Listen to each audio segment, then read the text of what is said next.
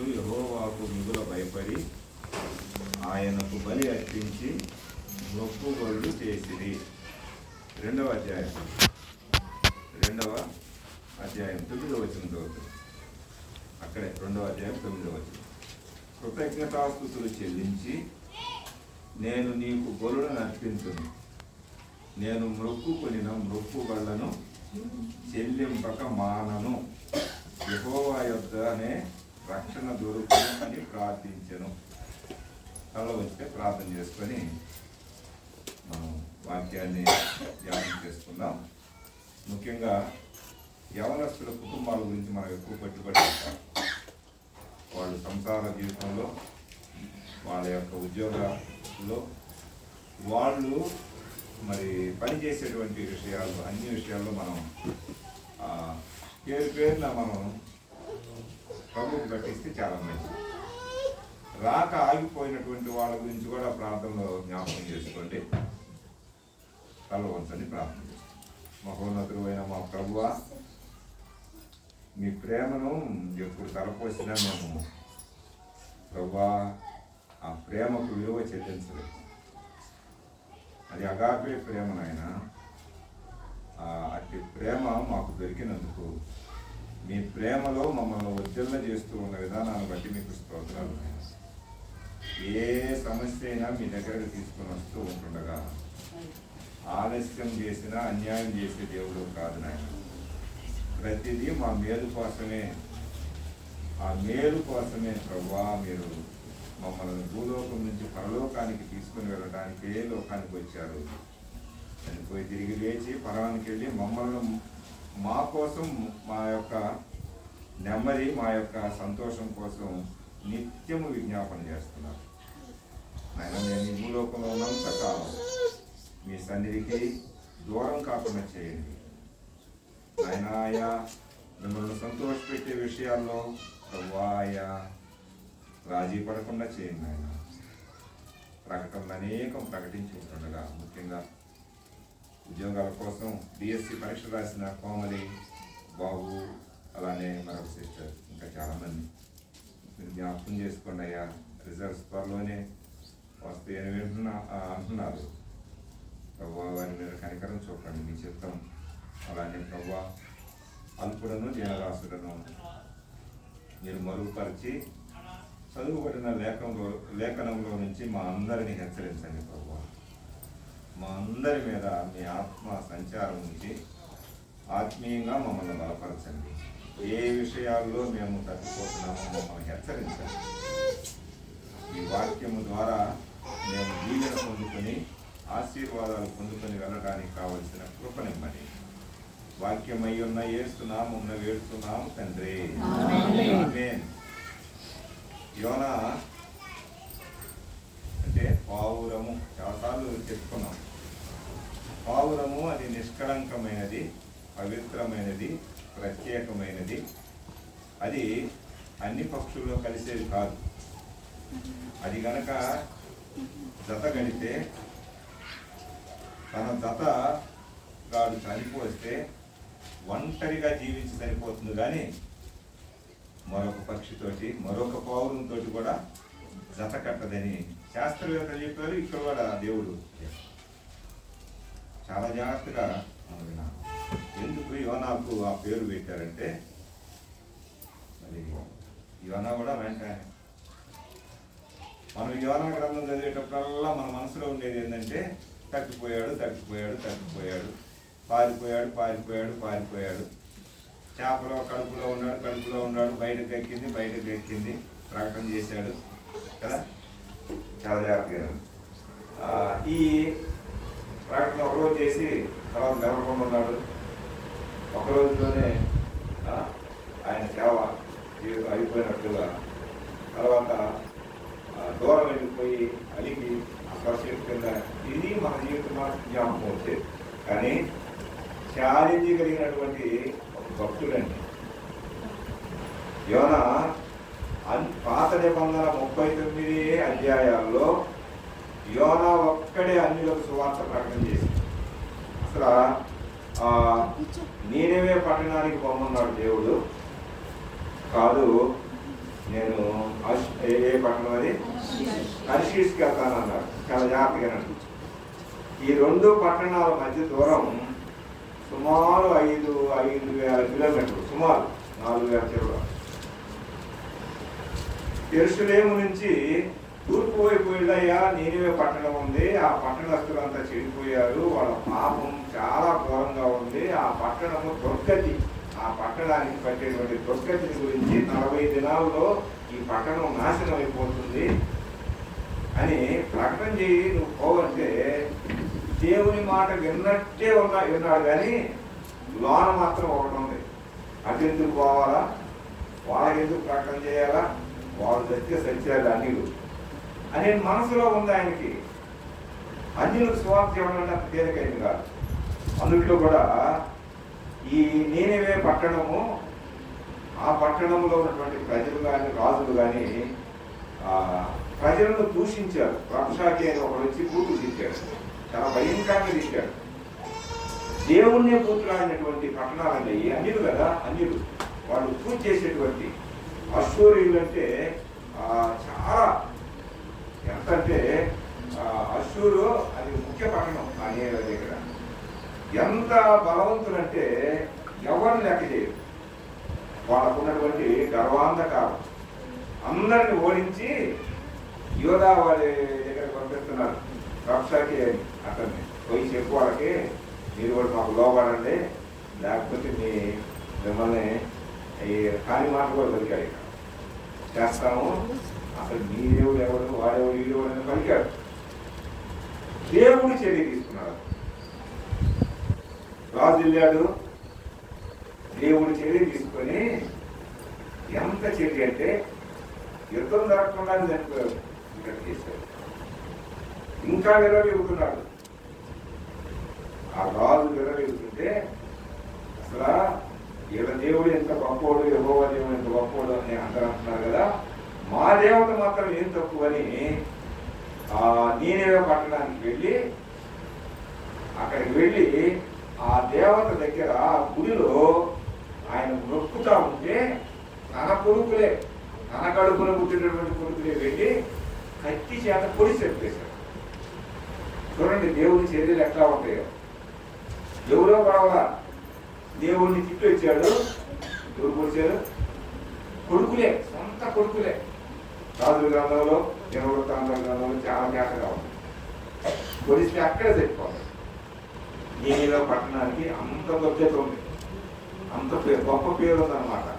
పాపములో అది ఎట్లాంటి పట్టణం అంటే వాళ్ళంతా చెడిపోయారు. అసలు వాళ్ళని చూస్తే ఎట్లా ఉందంటే దేవుడికి ఏమొచ్చింది, ఆయాసకరమైపోయింది. దేవుడే అసహించుకున్నాడు. ఆ పట్టణంలో ఇక ఎన్ని కార్యాలు జరిగినాయో కదండి. ఇప్పుడు కూడా గొప్ప పట్టణాలు ఉన్నాయి ప్రపంచంలో. మనం అనుకుంటున్నాం అవి ధనవంతమైన పట్టణాలు, మంచి గొప్ప పట్టణాలు అనుకుంటున్నాం. కానీ ఆ పట్టణాల్లో జరిగేటువంటి అవినీతి, విచ్చలవిడితనం, ఆ వ్యభిచారం, ఆ జారత్వం కదండి, ఆ అహంకార క్రియలు వారికి ఉన్నటువంటి కదండి, చాలా జాగ్రత్తగా వినండి. ఇలాంటి క్రియలు ఆ దినాల్లోనే ఉంటాయి.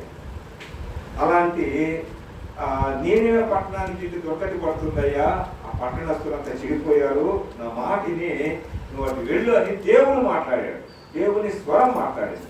దేవుని దర్శనాన్ని ఇస్తే ఆ దర్శనాన్ని కాదనుకొని నీనివే వైపు వెళ్ళవలసినటువంటి తను ఎటు వెళ్ళాడు?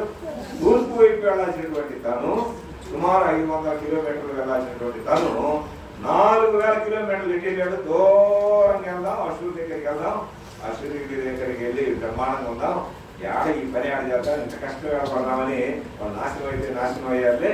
వాళ్ళు మా జనం కాదు, మాలాగా యూదులు కాదు, మాలాగా 12 గోత్రాలు చెందినవాడు కాదు, వాళ్ళ నాశనం వాళ్ళే చేసుకుంటారు, దేవుడే చూసుకుంటారులే అని మనసులో పెట్టుకొని 4,000 కిలోమీటర్లు వెళ్ళిన తర్వాత అక్కడ దేనికి ఆజ్ఞయించాడు? అక్కడ దేనికి ఆజ్ఞయించాడు? జ్ఞాపకం కాదు. ఎక్కిన ఓడ ఎట్టెళ్ళాలా? అసలుకి వెళ్ళాలి కదా. వెళ్ళే త్రోవలో అలజడి పుట్టింది, గాలి రేగింది, తుఫాను వచ్చింది. ఇక ఆకాశము భూమి గందరగోళమైనట్టు పరిస్థితి ఏర్పడింది. ఈ పరిస్థితుల్లో ఈయన హ్యాపీగా వెళ్ళి ఓడ యొక్క అడుగు భాగానికి వెళ్ళి ఏం చేస్తున్నాడు? గాఢ నిద్ర. గుర్తుపెట్టుకోండి మాటలు. గాఢ నిద్ర పోతా ఉంటే పైన ఉన్నటువంటి ప్రజలు వాళ్ళంతా అన్యులు, ఎవరు లేరు ప్రభువుని ఎరిగిన వాళ్ళు, ఎవరు యెహోవాని నమ్ముకున్న వాళ్ళు లేరు, ఎవరు లేరు. వాళ్ళ వాళ్ళ దేవతలకు వాళ్ళు ఏం చేస్తున్నారు? వాళ్ళు చూడండి అన్నమాట. కొన్నిసారి కూడా మనం చదువుకున్నాం. ఒకసారి మాట చూస్తుంటే 3వ వచనం. అయితే యెహోవా సన్నిధిలో నుండి తర్షీషు పట్టణమునకు పారిపోవలనని యోనా వెంపులకు పోయి తర్షీషునకు పోకు ఒక ఓడను చూసి ప్రయాణమునకు కేవు ఇచ్చి యెహోవా సన్నిధిలో నిలువక ఓడ వారితో కూడా తర్షీషునకు పారిపోవుటకు ఓడ ఎక్కాను. అయితే యెహోవా చూడండి, యెహోవా సముద్రము మీద పెద్ద గాలి పుట్టింపగా ఎవరు చర్య తీసుకున్నారు? యెహోవా. అయితే యెహోవా సముద్రము మీద పెద్ద గాలి పుట్టింపగా సముద్రముందు గొప్ప తుఫాను రేగెను, ఓడ బద్దలైపోవు గతి వచ్చింది. ఎవరు తీసుకున్నారు ఈ చర్య?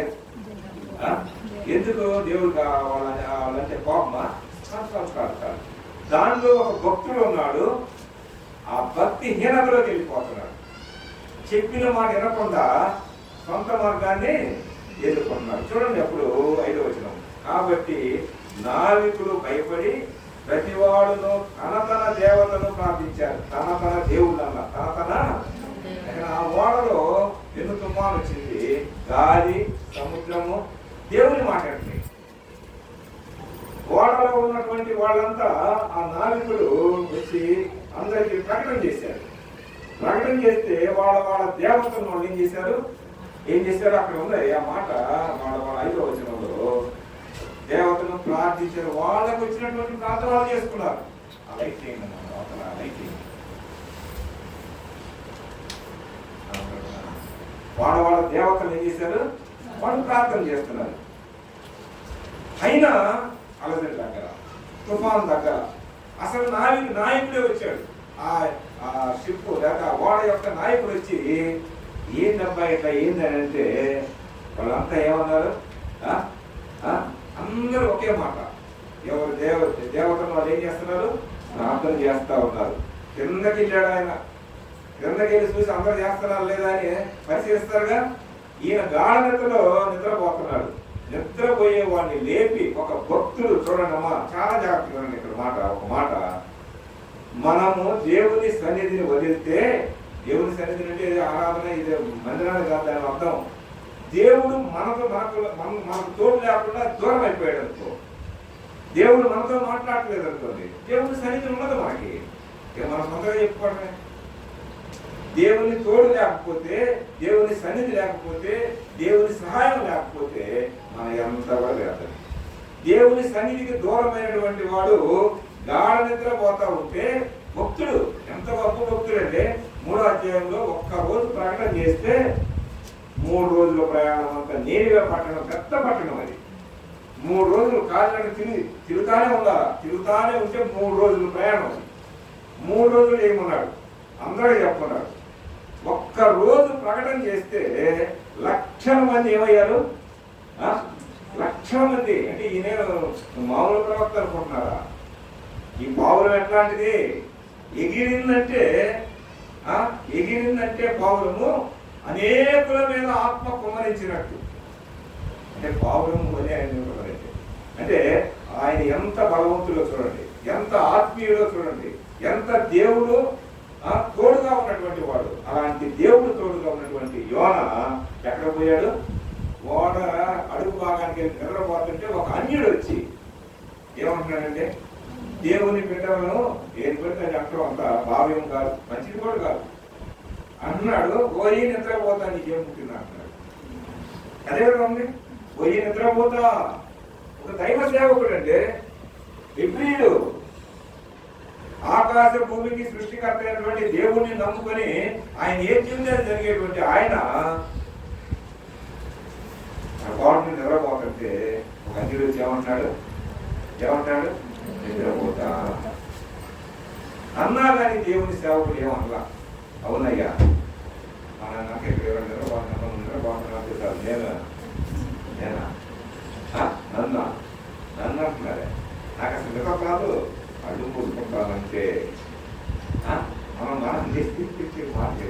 పోతా ఉంటారు, కుర్చీ మీద ముందు పడతారు, అర్థం లేదు, ఎంత పడతారు అర్థం కాదు, ఇక్కడ కూడా పోతా ఉంటారు.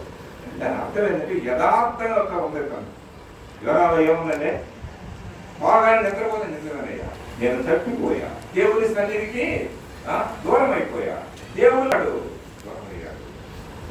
ఏంది కథ అంటే, లేచి నీ దేవునికి ప్రార్థన చేయమన్నాడు. ఈ దేవతలు అక్కడ లేచి నీ దేవుణ్ణి ప్రార్థన చేయి. అందరూ ప్రార్థన చేస్తున్నారు, నువ్వు ఒక్కడే మొదట్లా, నీలో స్వరం బయటకు రాట్లా. నీ దేవుణ్ణి ప్రార్థన చేయి.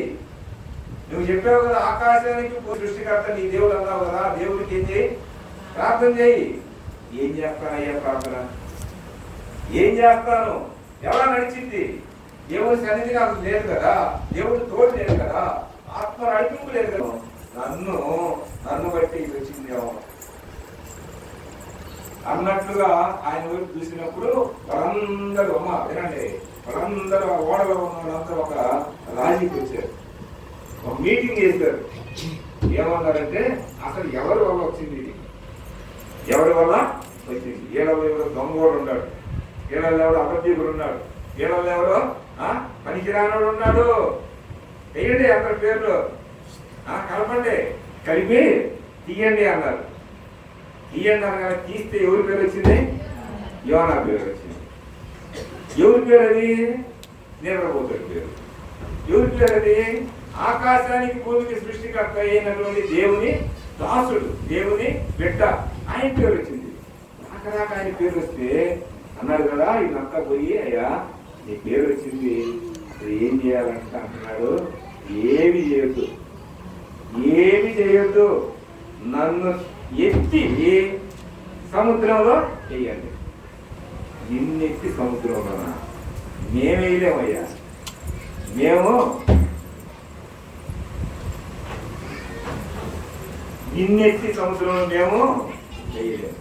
ఎత్తి సముద్రంలో వేస్తే ఏమవ్వాలా? చనిపోతాం. ఈ నరహత్య పాపం, ఆ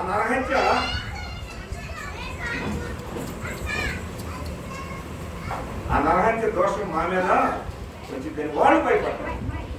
భయపడితే అంటున్నాడు, అయ్యా అయ్యా ఈ దోషం నాదే, ఈ పాపం నాదే, నన్ను వెయ్యండి. నన్ను వేయిందంటూ వాళ్ళంతా గడగడ గడగడ గడగడ వణుకుతున్నారు లేదా? ఈయనేం చెప్పాడు? నేను దొంగని చెప్పట్లా, నేను అబద్ధీకుడినే చెప్పట్లా, నేను పాపినే చెప్పట్లా. ఏం చెబుతున్నాడు?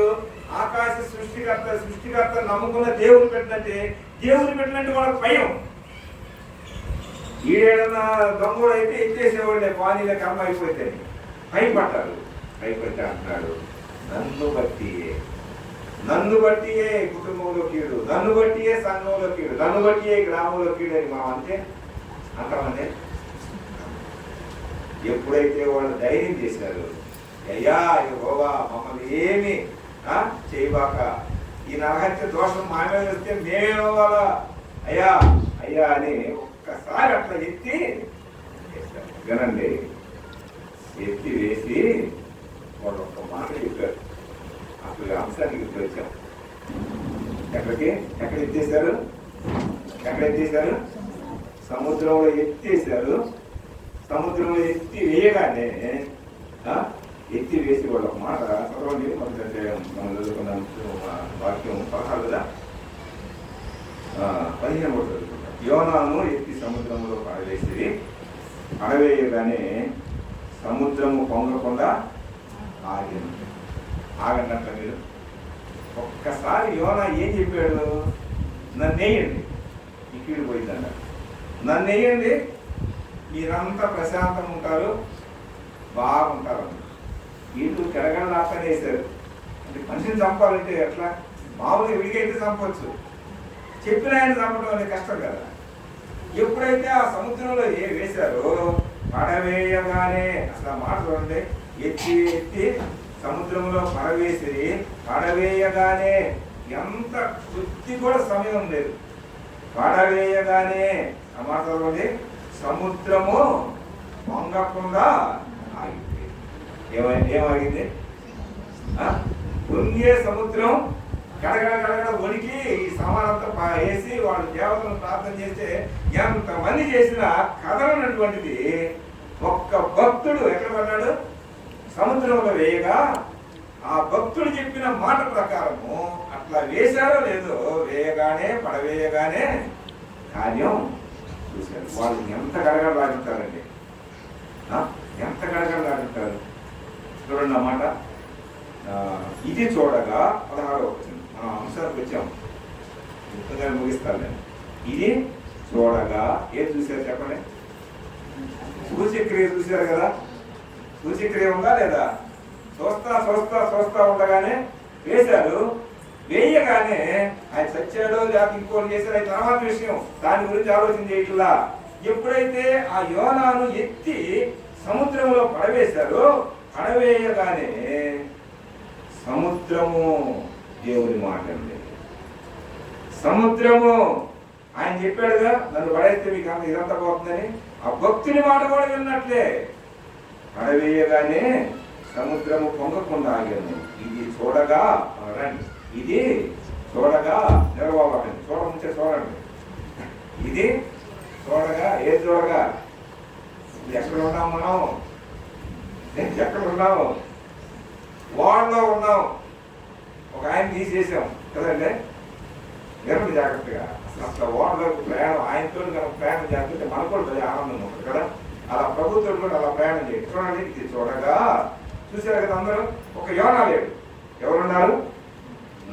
నాయకులు ఉన్నారు, నావికులు ఉన్నారు, దానిలో ఉన్నటువంటి ప్రయాణికులు ఉన్నారు. ఇది చూడగా ఆ మనుష్యులు, ఏ మనుష్యులు? ఎవరు వాళ్ళు? 5వ వచనం ఏమన్నాం?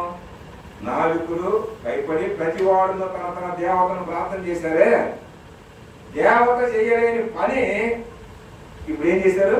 కళ్ళారా చూశారు. చూడగా ఆ మనుష్యులు యెహోవాకు, ఆ మాట పట్టుకోండి, ఎవరికి? యెహోవాకు మిగుల భయపడి, మామూలు భయం కాదు. ఎట్లా భయపడ్డారంటే మిగుల భయపడి ఆయనకు బలి అర్పించి అన్న ఏం చేశారు చెప్పండి?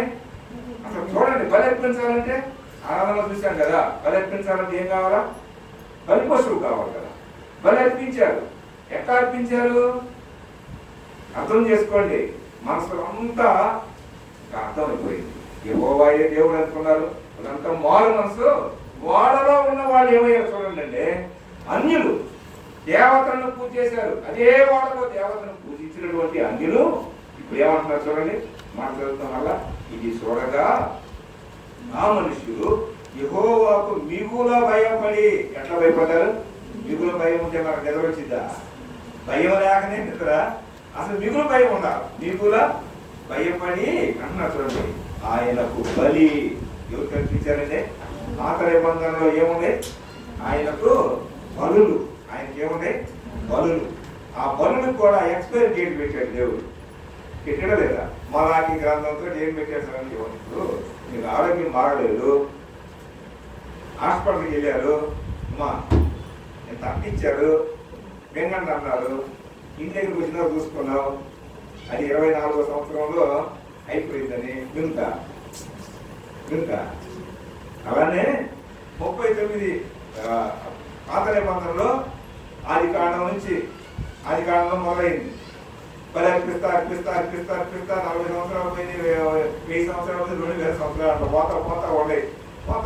పోతా ఉంటే మలాకి దగ్గరికి వచ్చేసరికి దేవుడు ఏం చేశాడు? ఆ రక్తానికి ఎక్స్పైరీ డేట్ పెట్టాడు. ఇక ఏ జంతువులు చంపకండి, ఇక ఏ చంపినా మీరు చస్తారు జాగ్రత్త అన్నట్టుగా దేవుడు మాట్లాడాల. అసలు అదృశ్యమైపోయాడు. 400 సంవత్సరాలు ఆ ఇశ్రాయేలీయులు ఏం చేశారు? ఆ ప్రజలు, ఆ దేవుడిని ఎదిగినటువంటి ప్రజలే అంధకారంలో ఉండిపోయారు. దేవుడు మాట్లాడట్లా, దేవుని దర్శనం లేదు, అసలు దేవుని మాట్లాడలేదు. ఎక్స్పైరీ డేట్ పెట్టాడు, ఇంకా ఆగిపోయింది. ఎక్స్పైరీ డేట్ పెడితే వాళ్ళు ఇంకో బిడ్డ తీసుకుంటావా లేదా?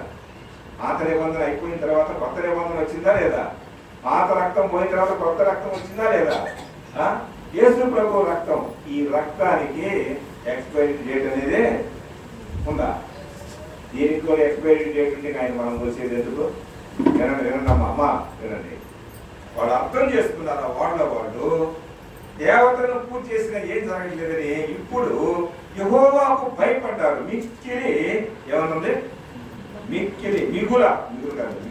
మిగుల భయపడి ఆయనకు బలి అర్పించి ఒక మాట అంటున్నారు. చూడండి ఏం చేశారంట, చదవండి ఆ మాట, మీరు చదవండి, మీరు చదివితే బాగుంటుంది. బలి అర్పించి అంటే ఏంటి, వాళ్ళంతా దేవుని వైపు తిరిగారు, బలులు అర్పించారు. వాళ్ళొక మాట, ఆ కష్ట సమయంలో అమ్మ మన ఇంటికి సమస్య వచ్చింది, లేకపోతే మనకి సమస్య వచ్చింది, మనం ఏం చేసుకుంటాం, మొక్కుకుంటామా లేదా? నిజం చెప్పండి. వాళ్ళు ఏం చేశారు చూడండి, మొక్కుబళ్ళు చేసిరి. ఏం చేశారు, ఏమని చేసి ఉంటారు, అయ్యా ఈ ఓడలోంచి బయటకు వెళ్తే ఇక నిన్నే మొక్కుతాం, ప్రాణాలు బయటకు పోతే కదా, మేము హత్య చేశాం కదా, నరహత్య నరులు చనిపోయినట్టే కదా, అది కూడా భక్తులే కదా, ఈ దోషం రాకుండా అయ్యా నువ్వేమిటి అది చేస్తాం, మొక్కుకుంటాం. అయ్యా పెళ్ళి అయితే మా అబ్బాయి పెళ్ళి అయితే మేము మధ్యలో వస్తాం అని కొంతమంది, ఉద్యోగం వస్తే మధ్యలో వస్తాం కొంతమంది, హాస్పిటల్లో బాగైతే వస్తామని కొంతమంది, ఆర్థిక ఇబ్బందులు పోతే వస్తామని కొంతమంది, ఉద్యోగం వస్తే వస్తామని కొంత కండిషన్స్ పెట్టాలండి. వాళ్ళని మనం పెడతాం లేదా? నిజం చెప్పండి. వస్తే ఏం కావాలో అనుకుంటారు, అనుకున్న మొక్కుబడి ఏమవ్వాలా, మొక్కుబడి ఏమవ్వాలా, అది అయిపోవాలంటే ఆ మొక్కుబడి ప్రకారం జీవిస్తే దేవుడు ఆలోచన చేస్తాడు. చూడండి, మొక్కుబడులు చేసిరి. అమ్మా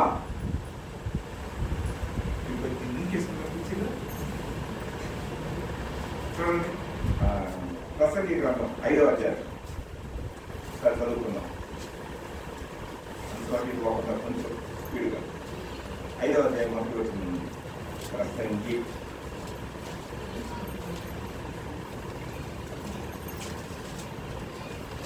నీవు దేవుని మందిరమునకు పోవునప్పుడు నీ ప్రవర్తన జాగ్రత్తగా చూసుకునము. బుద్ధిహీనులు అర్పించున్నట్లుగా బలి అర్పించట కంటే సమీపించి ఆలపించుట శ్రేష్టము. వారు తెలియక 5వ అధ్యాయం మొదటి వచ్చింది, పేజీ నెంబర్ 558. అంతేనా? పాత నిబంధనలు 557. 2వ వచనం, నీవు దేవుని సన్నిధిని అనాలోచనగా పలుకుటకు నీ హృదయమును త్వరపడనీయక నీ నోటిని కాసుకోము. దేవుడు ఆకాశమందున్నాడు, నీవు భూమి మీద ఉన్నావు, కావున నీ మాటలు కొద్దిగా ఉండవలను. విస్తారమైన పనిపాటుల వలన స్వప్నము పుట్టును, ఎక్కువ మాటలు కొలుకువాడు బుద్ధిహీనుడవు. ఇక్కడ ఎక్కడి నుంచి పట్టుకొని అవన్నీ ఎందుకు చదువుతున్నానంటే మన గురించే. నీవు దేవునికి ఆ మాట ఉండే చదువులో ఏమన్నా నీవు అంటే మనమే, నేనే అనుకున్నా, నేనే మీకు లేదు. నీవు దేవునికి మొక్కుబడి చేసుకుని ఎడలా ఏం చేసుకోవాలా? వాళ్ళు ఎవరు? అన్యులు బలర్పించి యెహోవాను నమ్ముకొని వాడు మొక్కుబడి చేసుకున్నారు. ఓడల నుంచి బయటకు వచ్చిన తర్వాత నిన్నే సేవిస్తాం, వాళ్ళ కూడా ఆయన్ని సేవించాలి. మరి ఇక్కడ మందిరానికి వచ్చేటువంటి మనం ప్రవర్తన విషయంలో మనం ఏమన్నా చూడండి, చదువుదాం 5వ వచనంలో 4వ వచనంలో, నీవు దేవునికి మొక్కుబడి చేసుకుని ఎడల దానిని చెల్లించుటకు ఆలస్యం చేయకము. ఏదన్నా అనుకున్నావు అనుకో, మా ఇంట్లో జరిగిందండి, దేవుడికి ఇవ్వాలనుకున్నాను, అనుకున్నప్పుడు ఏం చేయాలా? మొక్కుబడి ప్రకారం ఇచ్చేయటమే. నువ్వు అనుకున్నావు అంతే, నీ ఇష్టం, నా ఇష్టం, నేను అనుకున్నా, నా ఆలోచన దేవుడు ఆలోచన అనుకున్నారు. ఏమన్నాడు చూడండి, నీవు దేవునికి మొక్కుబడి చేసుకునే ఎడలా, ఎవరికి మొక్కుబడి చెప్పండి అందరూ, దేవునికి మొక్కుబడి చేసుకునే ఎడలా దానిని చెల్లించుటకు ఆలస్యము ఏదైనా అనుకున్నావు అనుకో, దాన్ని ఆలస్యం చేయకు అంటున్నారు. చూడండి, బుద్ధిహీనుల యందు ఆయనకి ఇష్టం లేదు, నీవు మొక్కుకొనిన దానిని చెల్లించుము. నీవు మొక్కుకొని చెల్లింపకుండుట కంటే మొక్కుకొనకుండుటయే మేలు. తొందరగా వాళ్ళు ఏదో మొక్కున్నారు, నేను అది ఇస్తాను ఇది ఇస్తానని, కాబట్టి నేను ఏమన్నాను, ఒక కష్టం చేశాడు. కనకయ్యన్న బంగారం ఇస్తానన్నాడు, నేను వెండి ఇస్తానన్నాను. కనకయ్యన్న బంగారం ఇచ్చిన తర్వాత వెండి ఎంత ఇదంతా అనుకుని ఆలస్యం చేశాను అనుకో. ఇప్పుడు నేనేం చేసినట్టు? అనాలోచన. ఏంటంటే ఏంటి చెప్పండి, గట్టిగా చెప్పండి. అక్కడ అంటున్నాడు, నీవు మొక్కుకొని చెల్లింపకుండుట కంటే మొక్కుకొనకుండుటే మేలు. ఇంకా అంటున్నాడు చూడండి, నీ దేహమును శిక్షకు లోపరుచునంత పని నీ నోటి వలన ఓరక నోటి ఒప్పుకొని ఇప్పుడు కాదులే అన్న, ఇప్పుడు ఇవ్వలేదు అన్న, రేపులే అన్న అంటానికి అవకాశం. వడంబడికి ఎవరికి ఒప్పుకుంది? ఎవరితోటి? మొక్కుబడి ఎవరితో చేసావు? మన ప్రమాణాలు చేశారు. ఎవరు? మీరు చేశారా? మీరు ఎవరు చేశారు? మీరు కాదు. మన 8వ తారీఖు పెళ్ళి అయిన కొంచెం చూడండియా, నా అభిప్రాయం ఉన్నాయి. ప్రమాణాలు చేశారా లేదా? వివాహములో అన్నిటికంటే ముఖ్యమైనది అది. నువ్వు బంగారం తెచ్చావు, మెట్లు పెట్టావు, మెడలో గొలుసు వేసావు, నడుముకు వడ్డాణం వేసావు, జండంతి చేసావు. ఇవి కాదు. ఈ ఏంటంటే అన్ని ఊరక వాళ్ళు కాని మాటలు చెబుతూ ఉంటారంతే. దేవుని వాక్యం ప్రకారం ఏంటిది? నీ భార్యతో ప్రమాణం, నీ భర్తతో ప్రమాణం. అది మొక్కుబడి. అది ఎంతకాలం అని అన్నారు? మీరు చెప్పకండి, కదిలితే మీరు వస్తారు. ఎందుకు? మీరు ఎవరు చెప్పాలా? మొన్నటోళ్ళని అన్నాం కదా. అదేంటి? మొక్కుకున్నాం, ప్రమాణం చేశావు, దేవునితో బొడ్డురాయి మీద ప్రమాణం చేశావు, సమాధానపు రాయితో చేశావు. ఇట్లా అనుకున్నాను కాసేపు. ఎవరితో ప్రమాణం? నువ్వు నీ భార్యతో చేశావు, నీ భార్య నీతో చేసింది. మధ్యలో ఎవరున్నారు? మీరు చెప్పకుండా మీరే చెబుతారు. ఏంటన్నా అయ్యా, ఇదంతా మన కుటుంబానికి సంబంధించింది. మనమంతా ఒక పెద్ద కుటుంబం. చూడండి అంటున్నాడు, నీ దేహమును శిక్షకు లోపరుచునంత పని నీ నోటి వలన జరుగునియకుము. అది పొరపాటు చేత జరిగినని దూత ఎదుట ఒప్పు చెప్పకము. ఎందులన్నా అప్పుడు ఏదో ప్రమాణం చేశాను, అప్పుడు ఏదో మొక్కుకున్నాను అనకూడదు. అయ్యా, జీవితకాలం మీరే కాదు, అందరూ అంతే. జీవితకాలం సుఖములందు దుఃఖములందు వ్యాధి ఎందు బాధ చెప్తారు, చాలా చెప్తారు కదా. చేశారా లేదా? నిజంగా నిలవాలంటే దేవుని బిడ్డలు చూడండి, చెప్పకము. నీ మాటలు వలన దేవునికి కోపము ఏం పుట్టకూడదు పుట్టించి నీ కష్టమును వ్యర్థపరుచుకుందు అని చాలా జాగ్రత్త చెబుతున్నాడు.